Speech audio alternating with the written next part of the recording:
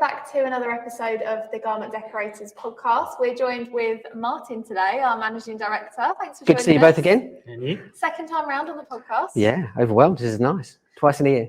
It is. And today we're talking about something very exciting. So whether or not you've seen on socials or not, but we launched the Target Academy not that long ago, which is a massive change in the industry for education purposes for garment decorators. So Martin's going to tell us all about that. We're going to grill with questions and really get into the depths of why you should sign up for the Academy and all the benefits it has to offer.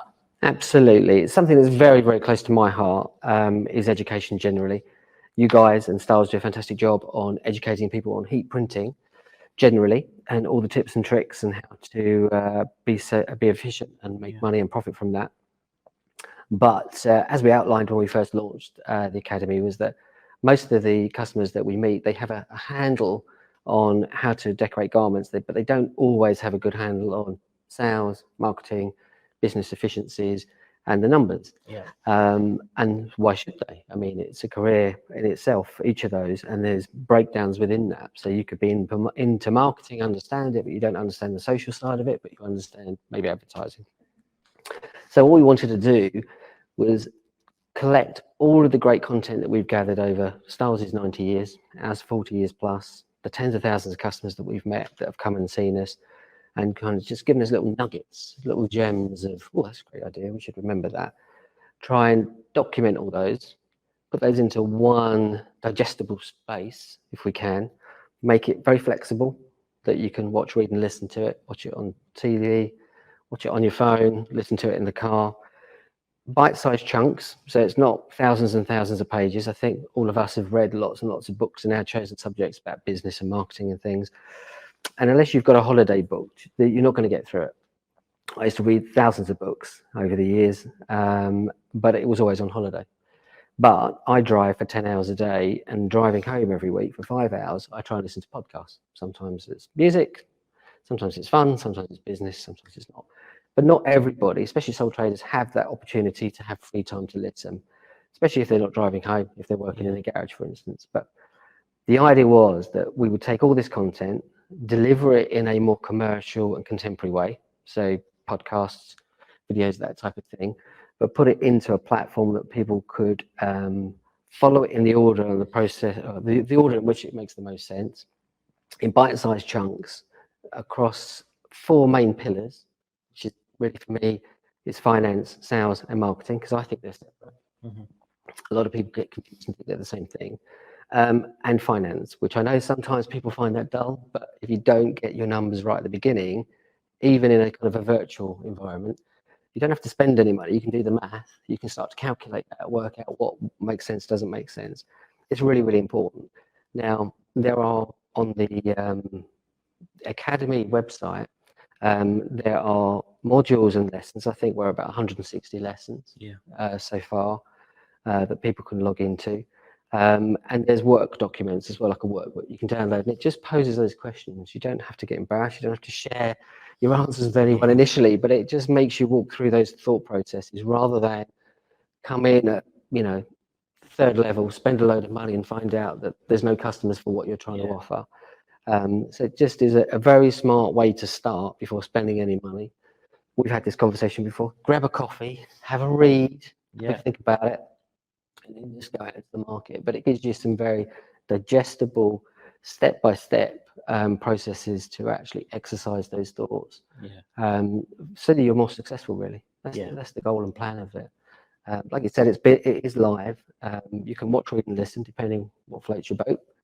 You can download the course notes if you wish, and apply all the logic that you've got. I think it's really helpful, because one of the things that we all discuss a lot is that we are working in a £1 billion industry in the UK, at least. But there's literally no education. The reason we do a lot of what we do is to try and bridge that gap, because you don't go to university to be a garment decorator. You might go to do a fashion course, but you're not practical garment decorating. We know it's very different, isn't it? We know that hardly any universities actually have heat presses.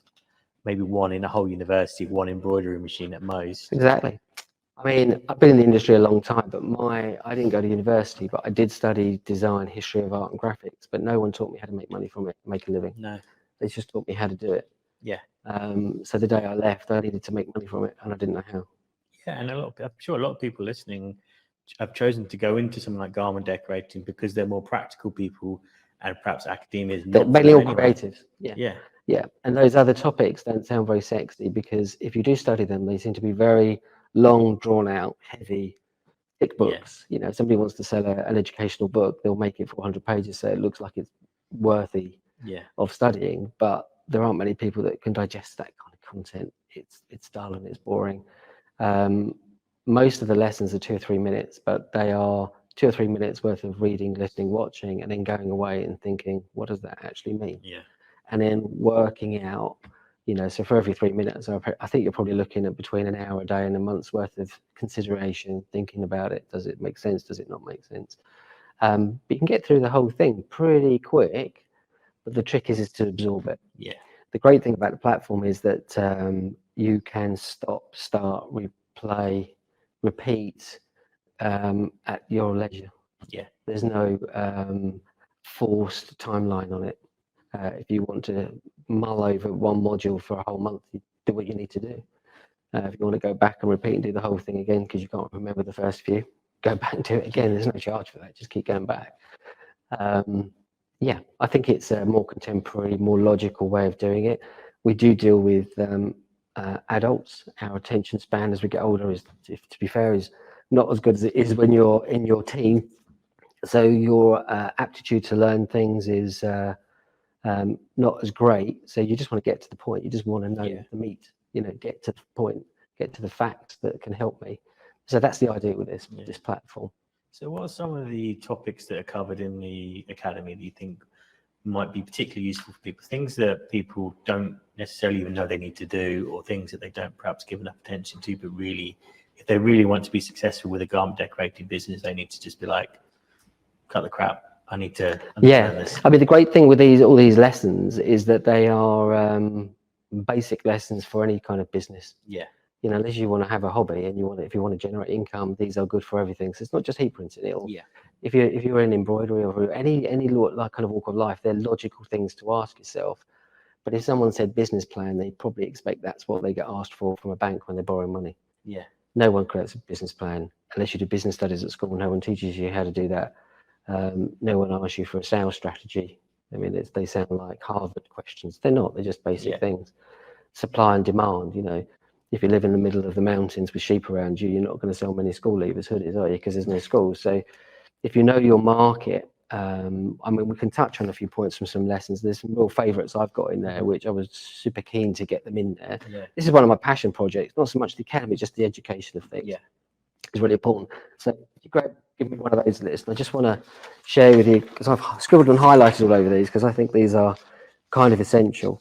We have 4 main courses. We have sales and marketing, business processes, and the numbers. Under sales mastery, sales versus marketing, most of the people we meet that come in here, and I've always met, they really don't know the difference between the two. They think they're the same thing, which they really are not. Identifying your target audience, understanding your customers.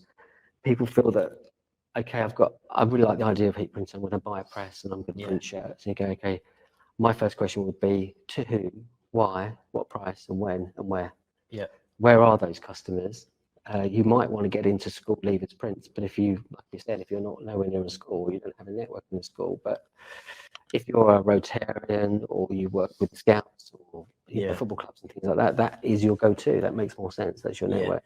So you want to be fulfilling a requirement, fixing a need, checking on your market. So these lessons will walk you through assessing your market, assessing your competition. What are their strengths and weaknesses? What are your strengths and weaknesses? Who are your direct competitors? But who are your direct competitors who could also be your customers? Yeah. You know, depending what level you go in at. Or it could be business partners. It could be that your best solution is actually joint venture with someone to help both of you. We talk to all of our supposed customers, competitors. Many of them are our customers or business partners, suppliers, or just friends. So it doesn't have to be a them versus us, and it covers all those aspects. Really. Yeah, I was speaking to a customer the other day, and they're a heat printer. That's why they were here. But they explained to me that actually the person a couple of doors down from them, or a couple of units down from them, they do embroidery. And they just basically kind of had a conversation where like, actually, I'll do one, you do the other, and we do each other's work so that none of us lose out. Yeah. We both win that way. You don't need to lose out. I mean, everyone is stronger together. So Yeah. it does make sense. And you don't really want to be doing everything in any business, but especially in our industry. If you're really great at sales, you could probably benefit from the sales of embroidery and print if that's just your thing. Yeah. If you come from a marketing point of view, you might just want to become a marketer for those companies Yeah. rather than take on, you know, big property and everything that goes with it. We've got some great tips in there for how to utilize social media, which I know is a big thing for you guys, but most people, especially of a certain age, are clueless on that. So they don't know where to start and where to look. Sales performance and evaluation. If you know what you're trying to achieve, but you don't track it, what's the point? Yeah. You know, you can be very busy for a year or two. And I just want to flick through some of these because for me, they're kind of essentials. But this particular course for sales, there's 10 modules and 30 lessons, and they will open your mind and make you think. And that's all we're really trying to achieve here is consider it, grab a coffee, like always, sit down, think about it, consider it, and then get out into the world, just ask lots of questions. You know, once you've gone through these courses, especially for sales, and you think you've got a means to an end, you create your business plan. It will walk you through how to do that. There's downloadable documents during the course, and then go out and ask local businesses and people, if I did this, would it be something you'd be interested in? What would you pay? That's your market research and your sales research. If all the answers are yes, you've got an option to build the business. And if the answer is no one's interested, you need to reconsider it. But you've not really spent any money. Yeah. You've just spent some time, which we all kind of have. It just depends how you use it. And likewise, you should try and almost, it's worth running through the exercise of trying to find reasons that are wrong. Because because you want to make sure you're making an informed decision that is in the best interest of you and your future. Is almost try and find things that are wrong with it, or so then you can then find you at that point you'll either find actually I have a solution for that already, or you might be like actually that particular route I was going down is not. There is some roadblocks or there's some red flags down there. You can align your strategy a bit more succinctly and go like actually no, that's not for me. Absolutely, that is for me. Or it gives you a heads up on what you need to tackle. It might be doable, but you might just think, oh, I need, you know, to be a bit more prepared if I'm going down that route. Yeah. We notice it on your lives on a Friday when people ask. At the beginning, they asked low-level questions, but now they've dug deeper. They're only asking more in depth, more kind of intelligent, more commercially minded questions. And then they know what to buy because and why they're buying it, to do this, to supply that market at this price point, they're more successful. So this is the case of taking every Q&A you've had and putting it into curriculum so that they learn their ABC before they learn the rest of the alphabet. And they kind of, it's a bit like going from nursery to primary to secondary to A-level to degree in a real quick fast. They know most of it, but it's just to join those dots for them. Yeah, people do jump, don't they? They go from 0 to 100 without filling the gaps in between, and then they go, oh, I don't know how to do this, or oh, I didn't think about that. It's more, I suppose, education is as much of a structure as it is teaching them what they do and don't need to know about the industry. Or sort of I mean, we kind of coattailed into it, but we do a great job of learning when we're children because there's a timetable and a curriculum and it's been set. As soon as we leave, we lose our way. Unless you're very, very strong-minded and you know that I'm going to hit this book, I'm going to learn this, going to learn an instrument, or I'm going to learn a new skill. But a lot of people, and I speak of people of, you know, a kind of veteran, I don't know, been in the industry longer, is that they tend to have a few years worth of knowledge repeated. So they might have 1 year's knowledge repeated 30 times. They haven't learned new things, and things have evolved with technology. You have to be more efficient. You have to be more in tune with your market. There are so many tools now for that. You know, I wish I'd had the technology that we have now, and I had something like this early on. You could learn it in a fortnight or a couple of weeks and then execute it rather than reading and spending and waiting and going to libraries and reading books. And you know, because the knowledge is absorbed over such a long period, you're losing it and not retaining it because you can't execute on it until you finish the book. And it could take you, you know, if you're a busy person, it could take you a month before you finished it and you can't remember what you read on the first chapter. The idea with this is that it's punchy and it's short and it's quick, and we can flesh it out and you can exercise it and you can fail quicker. Find out what works and doesn't work, go back, repeat until you find a solution. and it's very inexpensive. I mean, we've set it up as it's free for 7 days, and then there's a small subscription charge each month. You can cancel any time. So, you know, if you can get through it quick and make notes, then so be it. You know, use us. That's it. And You know, I think as well, it's being open to continuous learning. Yeah. Not just like, Yeah. okay, I've learned it, now go away. Because you should always be humble enough to be like, okay, something's going to change. Something's going to go away. Something new's going to happen. A customer might disappear and go bankrupt, and I Yeah. don't have them anymore. But if I'm adaptable, and that's a big part of what we're trying to get through with the academy, is there's lots of things from a kind of we can teach you, but it's encouraging you to be kind of thinking about your future plans, and also how you're going to can approach those in a strategic way. Yeah, I think a lot of people get into the industry and think, I'm going to do this, but they don't go into it thinking, if you're just opportunity aware, the opportunities could come at any time. Yeah. I know someone who was a sign maker, the business was winding down a little bit, nothing to do with him, pre-pandemic as well.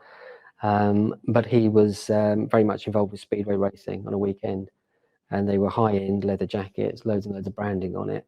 And he had one declining business, but didn't see that the other thing that he did just for fun, for friends, was really quite lucrative. It was like £500 leather jackets that he could brand, and it would have been, you know, through the roof. And he ended up doing a little bit of each. Luckily, the signage came back, but he does half his business is clothing.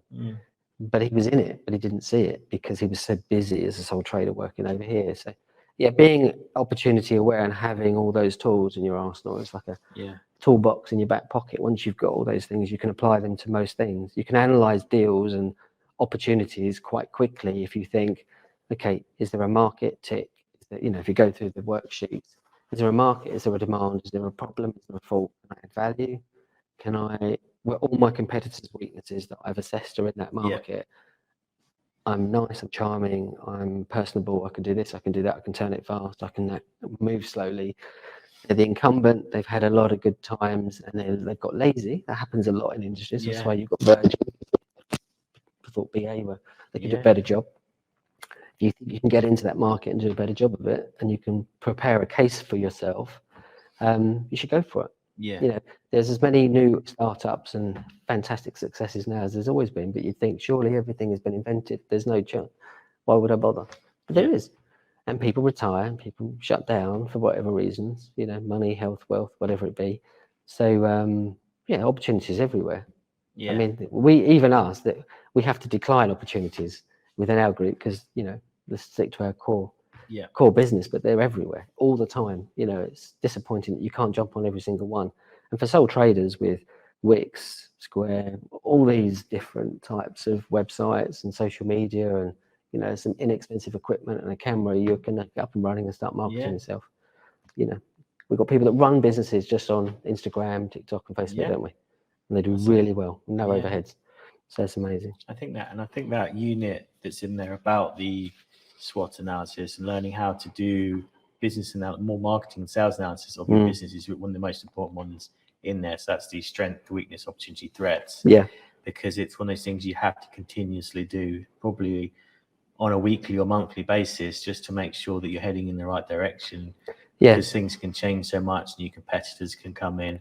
But also I think there's a humility thing about actually going through it and being, not necessarily hypercritical, but like self-aware of what your weaknesses are and what you're doing to address them as a business and how they might change over time to make sure that you've got a defense in there to continuously grow your business. I mean, if you buy one of our heat presses, it comes with an operational manual.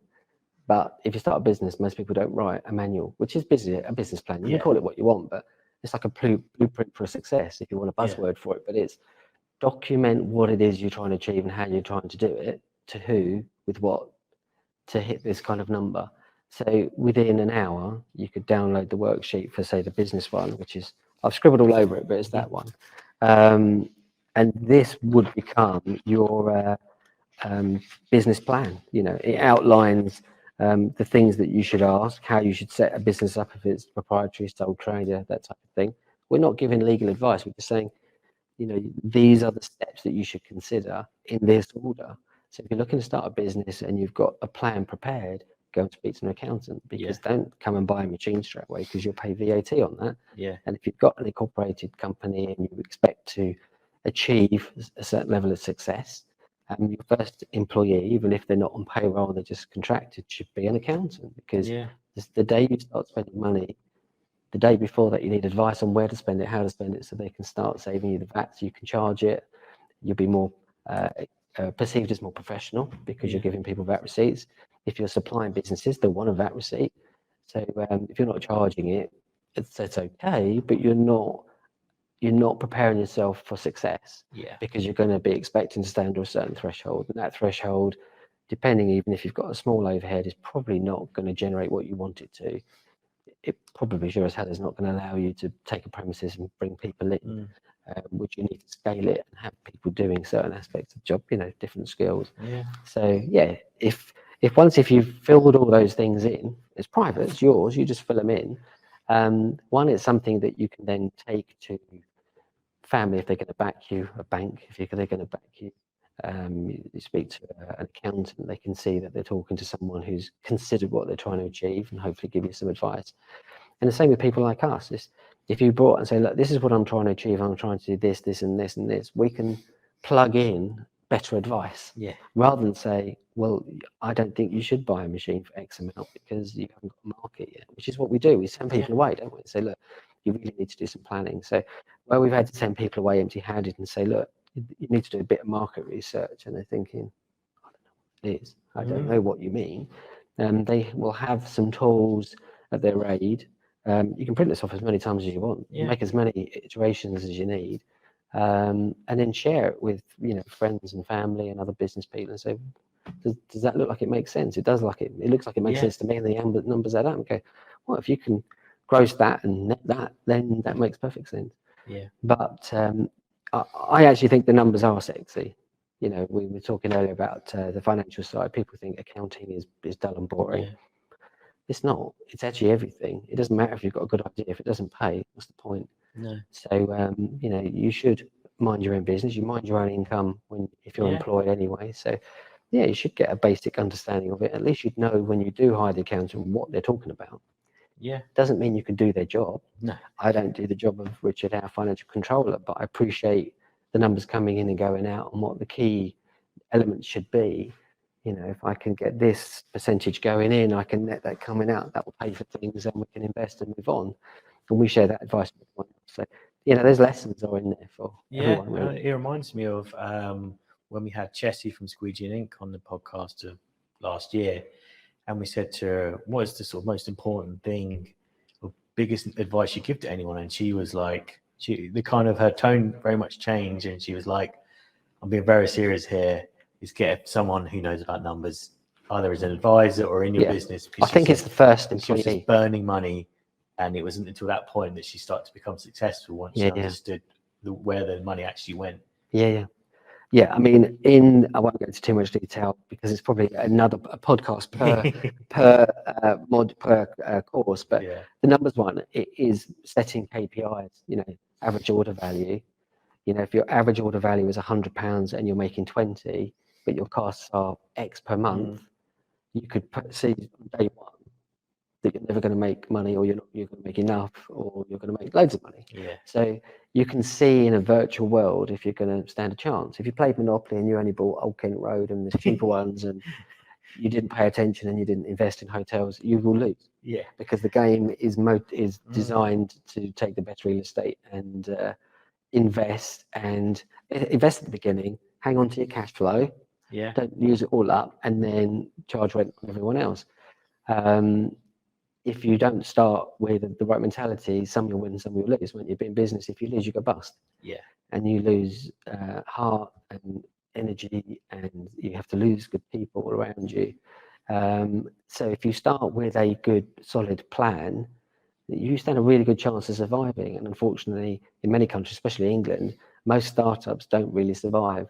And that's because they've got a great idea, but they don't hire someone who says, you need this, this, and this. Everything you do to start a business, you'll get charged back. So you need to be claiming that back, passing it on from the very beginning. So I would, and there is accountants everywhere, and they're online. So there's not really any excuse, really. No. And beyond what we do, if you said to an accountant, I'm really interested, they would probably give you a pack to fill in a business plan. You go, oh, I know how to do that because I've already done one. Yeah. You know, what money are you putting in? What are you taking out? What are your goals and aspirations? And they go, no, it won't work unless you do this, this, and this. Does that mean that's 10,000 shirts a year rather than 2,000 shirts a year? You know, so it's not 100 and 200 garments a month. It's 10 times that or 5 times that. Yeah, and I think as well, the really interesting bit about the cost calculations is it teaches you to account for everything and factor everything in. Last time you came on, we talked about processes. And one of the things that we discussed about how we just like to disrupt ourselves as much as possible.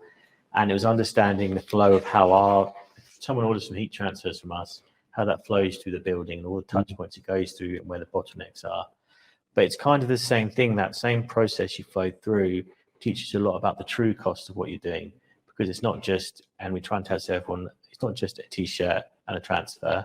They're the two most important parts, but you also need to remember, is it going in to be packed into a bag? Are you going to put it into a branded bag? How much is that going to cost? What is the cost of postage? Are you passing that on to someone? And how much do you want to get paid? Because Exactly. most sole traders forget to pay themselves. Yeah.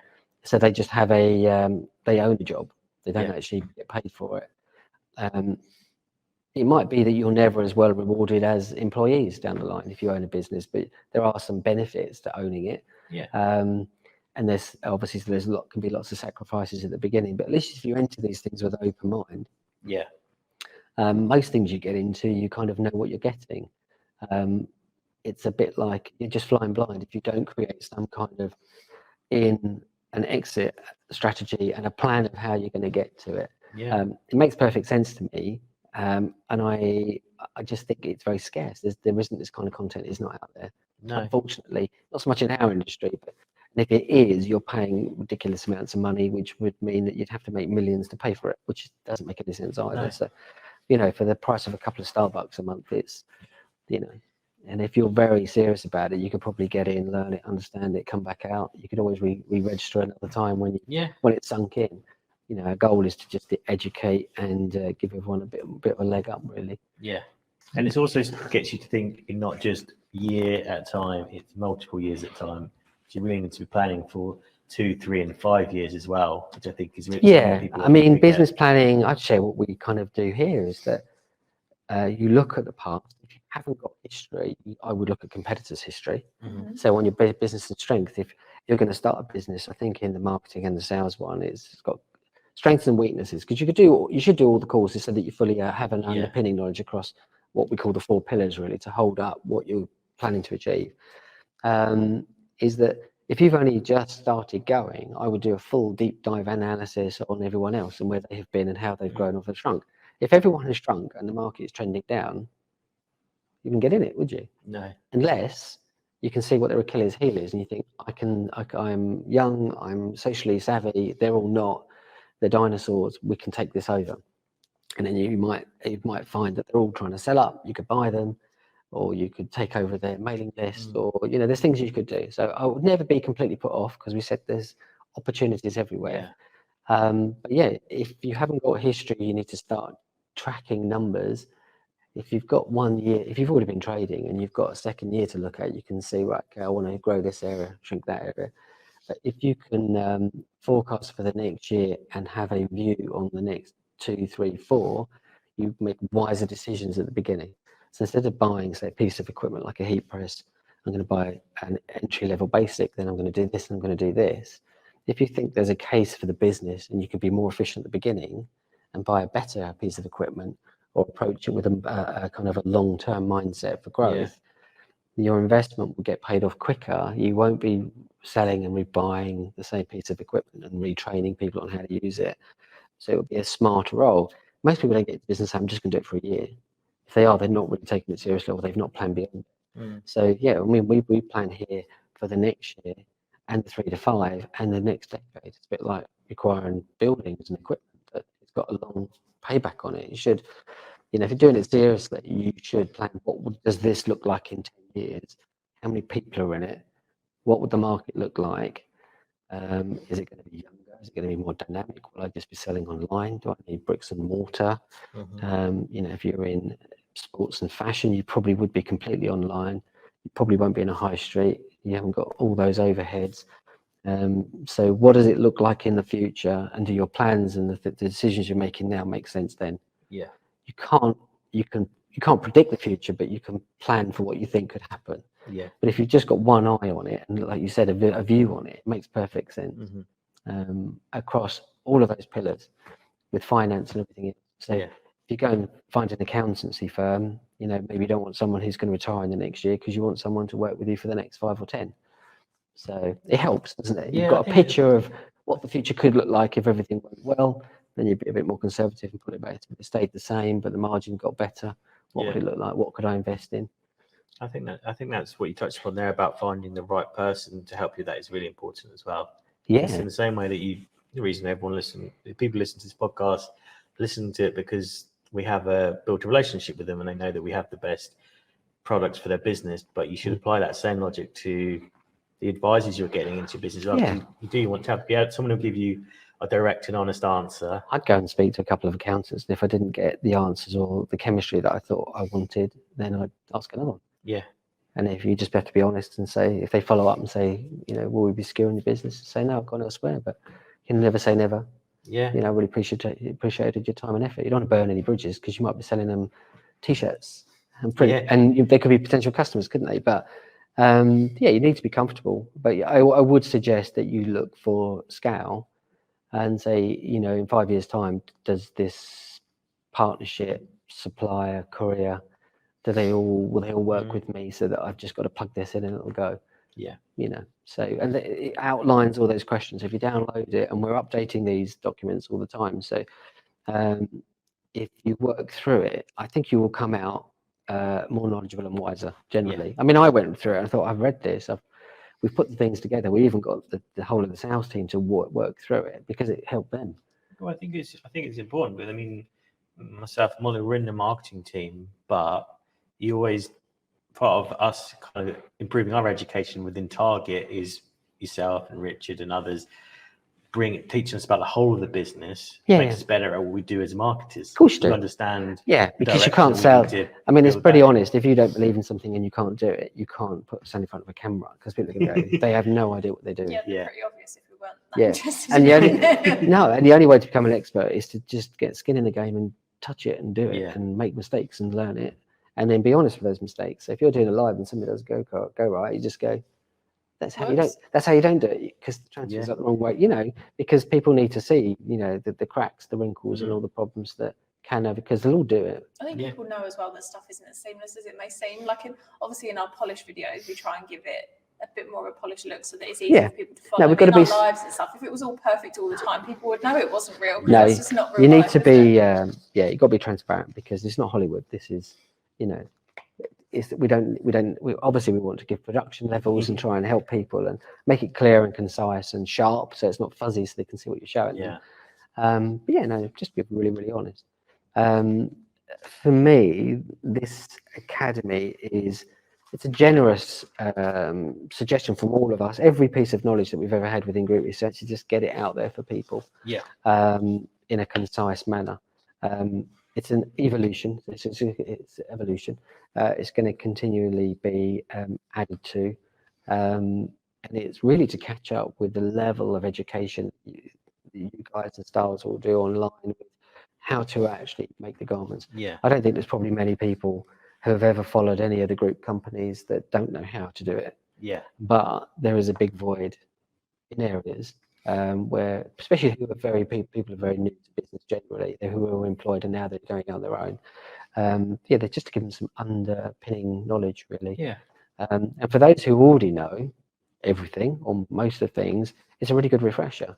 I mean, I've read a few books repeatedly over the years, and I honestly, I think the last couple of times I've read one of them, I didn't remember any of it from the first time I read it. So I thought, it's actually, you should go back and remember it. If it was you don't take another driving lesson, but my driving isn't as good as safe as it was the day I passed at 17, because it won't be, will it? I mean, I don't have accidents or anything, but you probably should go back and review and best practice, that type of thing. Driving's not really changed over the years. It's still steering wheel, gear stick, automatic, same roads. But our environment, business environment, has changed so much in the last 10 years, let alone the previous 20. Yeah. When I first started Target, we didn't have the internet, didn't have mobile phones. I mean, I know I'm older, but no, but mobile phones and the internet. I mean, how old is the internet? I don't know how to talk about that, actually. No, I don't. Officially for everyone, I guess, is 20, probably 25 15, 20 years, years. yeah. But there's people in the business that have had to learn it since, and there's people that have come on where it's just natural. So Yeah. there's knowledge that's missing there, but there's things that they learn, like the basics of finance and bookkeeping and things that they're applying logic to every day. And there's people that have never studied finance and that don't understand the basics. We're not this academy is not going to give you a degree in finance and investing and all that. It's just not going to do that, but it will give you the basics so that you understand. It'll give you. It also starts to kind of open up that part of your brain, which is it's an unavoidable part of your brain. So it's kind of like whether you want to do numbers or sales or marketing, it's irrelevant. If you want to be successful, you have to understand them. You have to have an appreciation of them. You them. have to start to open your mind and let it kind of flow through and start to think about them on a kind of daily basis and just embrace that fact. Then you'll be more successful. And I think as well, if you take the time to just even just listen through, because you could just put it on continuous play. Yeah. You can either tell it to automatically play the next lesson or not. So you could literally read the paper, cut the grass, do the ironing, push it on play and just let it go. By osmosis, you will, you'll start to understand the vocabulary. Yeah. Every lesson plan comes, every download has a full glossary element. So you can go and read the terms, like a mini dictionary, but not every word but literally just for that course, the terms that people use, usually to insult your intelligence and confuse you.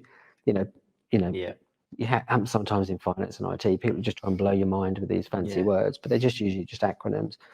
But it just gives you an outline of what everyone means, so that you've got the vocabulary and you're more familiar, which makes you more comfortable, which makes you slightly more trusting when you're getting professional advice. You kind of know what you're paying for. Yeah, they're all skills. Yeah, the people that head the business up here, the people that run the marketing department, the people that run production and finance, they're all different skills, and they take time to do properly. You've got to study for it, you've got to learn it, and they're respected skills. What this is really doing, if you're sub-traders, you've got to try and learn a little bit of everything. You can hire those skills in, but if you understand the basics, you know who to hire, and if they're pulling the wool over your eyes as well. Yeah. So I've always found that having a little bit of knowledge about everything, and having a real focus on certain areas means I know what I'm hiring, but I can't do the job better than them. But I know what I'm getting, and I can then check to see if I'm actually getting my money as well. Yeah. Which is another big thing, really. Like I said earlier, some sole traders don't pay themselves anywhere near what they pay their staff, because there are some benefits, but they're playing a long game usually. Yeah. So I'm really excited for the whole concept of the academy, is just to help and educate people. Yeah. If they trade with us or not, that isn't really the driving point. It's just to, if you are, it's a win. And if you're not, it's still a win for you. It will save you a couple of 100 books for sure. Yeah. Well, I think as well as, we, especially over the last couple of years, we've seen lots of people start. Unfortunately, we've seen lots of people stop. But a lot of people who stopped didn't need to stop. No. But they didn't. But if they continuously educated themselves, they could have been able to pivot and move in different directions and improve.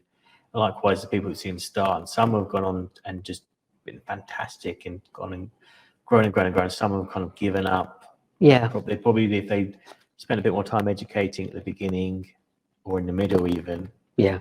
They could have progressed. But the really good thing about the academy is that it's applicable to everyone. So, and if you're just starting out, you can learn lots. But even if you're an existing growing business, there's something in here that, even if it's just a case of, I haven't done that for a while, I need to go back and do that. And then you kick on and find another gear off the back of doing that. I think there's something for everyone. Well, you need a feedback loop, don't you? We used to do questionnaires and send it out and hope people would answer it. If you gave them a cookie and said, we're going to reward you with an iPod or something, if you come back, you then got lots of positive feedback, which is lovely to have. It's good for the ego, but it doesn't really tell you anything, does it? No. But your live on a Friday is the perfect feedback loop, because it's literally live. Yeah. So I've got a question and I've got an answer, and you show me how to do it, and I'm off. I'm running. So even in here with doing market research and customer assessment and surveys and things, it doesn't need to be standing in the high street with a pad and a pen. Yeah. It could be that every Friday you then say, how did we do on Instagram? You know, tell us on Instagram this week, how did we do? We'll pick a name out of a hat. Yeah. You know, and everyone says you're terrible, you go, okay, well, we need to fix things. And if everyone says you're fantastic, nice. But if it's 50-50, you've got projects for the next week to remedy for the week before, haven't you? Yeah. And the thing is, when you do get a feedback loop, which, you know, if you're doing your sales and marketing appropriately and you do fix those things, the people feel kind of obliged to keep working with you because you fixed the problem they had. Yeah. So it's an ever evolving positive kind of loop, isn't it? Yeah. And, you know, and potentially something, just thinking about how people remembering how you help them. I like to think that people listening will remember how we help them. But there's no reason you can't learn the lessons that we're trying to pass on to you, pass them on to your customers as well, and teach them about somebody saying, you know, rip off our content and pretend they're your own ideas. Yeah. You might find that by passing on, you see one of your customers is struggling or not doing something right, you know, this course might give you some ideas to help them, and then you can secure your business as well. Absolutely. Yeah, absolutely. Yeah, it's a community. Yeah. I mean, business is a community anyway, but especially in our trade, it's a light-hearted, creative business, so it's quite nice to share. When we've had open house events here, we host them, you guys present them, you educate, let people do hands-on, and then you step back, and then they all start talking, don't they? And they are with each other, but they are kind of in competition, but they forget that. They get over themselves, don't they? Yeah. And they start talking and going, oh, I do this. Oh, how do you do that? Well, I got into it like this. That's mentoring, but that's probably a half-hour tea break session event that happens 4 or 5 times a year. Yeah. Whereby what we're trying to do with the Target Academy is give them all those nuggets of information in a structured process in one place that they can take on the road and listen, watch, whatever they want, read it. Yeah. You know, we had 5 or 6 people in sales and customer service that ran through them. Some said, I can't watch it. Some said, I'll just read it. And some said, I'll just listen to it. You go, okay, I don't mind. No. Whatever floats your boat. As long as we can help you, that's all that that matters to us. We just want to help. Yeah. And I think if you listen to it, you'll absorb it. But sometimes when you read it, it really goes in. Yeah. You know, so, you know, whatever. And that was the reason for it. You know, it's putting it up the way it was in short bites. I mean, like I said, financial accounting, knowing your numbers, because it's a softer way of describing it, but that's basically what we're saying. It's just understanding your numbers. You don't have to worry about everyone else's. It's just in, out, what's left. Yeah. Is people don't think it's sexy, and it's actually one of the shortest ones. It's about 10 lessons, 10 or just 30 lessons, and each one's about 2 or 3 minutes. Yeah. It can be fleshed out, and you can go off and Google bits, and we can expand on it over time. But it's just to give you an underpinning. And I mean, even with those minutes, what was it? 6 minutes times 30. I mean, you're talking a couple of few hours if you did it on a few bites. So between that Monday and Friday, driving home in the car, you'd have it in your head at least once or twice. So you would be familiar with the terminology, and if you didn't go back to it again, so be it. But you would understand it. So I do welcome anyone to register. Go on, you know, if we put the links in the bio, people go and have a look. I think we've got the first 2 or 3 modules per course are open, free. They are. You can register for the whole thing if you can get through the whole thing quickly. 7 days free. Yeah. And then it's just a small monthly payment. The price of a couple of Starbucks. It's definitely a lot cheaper than Amazon books. I know that from first hand because I buy a lot of books. But it's the way that I've been learning personally since podcasts really kicked in. You know, I've done thousands of hours of things I didn't even know I needed to learn. But, you know, it really does go in when you're driving. It does. So that's my favourite one. What's your favourite way to learn? I would say that it's the same. It's normally on the drive in probably more than the drive back. By that point, your brain's kind Yeah, of well, frazzled yeah. from the day and it can't take any more in. But yeah, you find, you know, it's because normally you're in the car, you're on your own, and you've only really got that to think about. And sometimes it's not even got anything to do with what I'm listening to, but it just kind of engages your brain, and then you start to think something and think, oh yeah, that other thing has got nothing to do with this, but I'm thinking. It's very energizing and intoxicating, and I find it quite addictive learning. Yeah. You know, I love a fact. It's a bit nerdy, but I do like to learn. I mean, after all the years I've been here, which is 33 odd years, is still learning. Still learning. I actually realised the more I learn, the more I forgot I don't know. Yeah, if people don't have that mentality, though, they won't be listening to this podcast. No, they won't be, and they probably won't be in an industry where you have to put yourself out a little bit and understand new things. But I think everyone's kind of got it. I think it's a bit like a great teacher at school, and we can all remember the best teacher we had. But I don't remember all the teachers I had. I only remember the ones that I just connected with, or they connected with me, or they were just designed to be teachers. It wasn't a job; it was it's a passion. Is that I'm not saying that you're going to make a fantastic connection with us, even though I know you two are famous when people meet you at shows and things, and rightly so, because you're online all the time. Is that you do kind of remember where you learnt the content from. Yeah. And for us, is if we can teach you how to do that and join the dots because you're already in the business, hopefully you'll be a lot more successful. Yeah. And we're with you for the long run, so we'll keep on adding good, rich content all the time. The more feedback we got, the better the lessons will be for the next person who signs up, won't it? So excellent. Exactly. Good. Thank you very much for that. And just to echo what Martin said there, if you have any feedback about the Academy or any of the education we provide, please let us know. We always love to hear your feedback. Let us know what you think is missing from the course or any of our other videos that you'd wish someone could teach you about. We're more than happy to put that into a content calendar and pack that in. It's always very interesting to hear what people are up to. Yeah, give us ideas, please. Thank you very much. Yeah, feedback is king, isn't it? Yeah, good or bad. I mean, it helps us do a better job for everyone. Definitely. I'd also like to thank everyone that came and joined us at Headwear Live. It was fantastic to see 2 sold out events for that. It's really, really valuable, and it's really great to hear how everyone's coming along. Some people that are brand new to us, some that have come to all of our shows, and it's great to see their progress.